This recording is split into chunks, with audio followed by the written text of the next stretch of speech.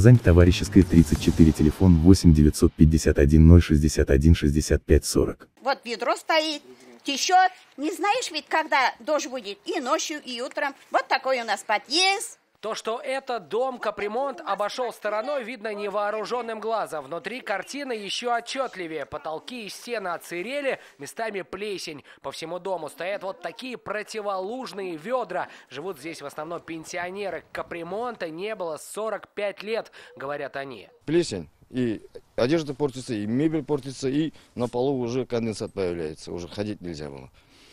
Вот сейчас уже вот после этого, как утеплили, более-менее.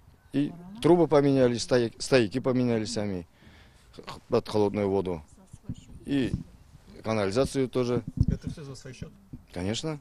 И все же однажды здесь ремонт был, говорят некоторые жильцы. Но не всего дома, а кровли. Проводила его управляющая компания «Тимирлан». Люди радовались до первого дождя. Новая кровля протекла и подмочила репутацию «Тимирлану». Сфотографировали все эту документацию, собираем сейчас. Старшие дома вот эти коллективно собираемся. Потому что если здесь что-то мы не добьемся, мы до Казани дойдем тоже так же. Таким же путем. Потому что иначе выхода нет. Почему же после ремонта крыши дом продолжает топить? Вопрос хотели адресовать управляющей компании, но Тимирлан хранил железное молчание. Двери в рабочие часы почему-то были закрыты. Обратились в исполком района. Оказалось, дом не попал и в список капремонта 2020 года. Однако крышу Тимирлану все же придется переделать. Было рекомендовано определить за счет текущих ремонтов, определить работу, провести работу по устранению этих недостатков. Она была произведена, но получается, что она была некачественно сделана.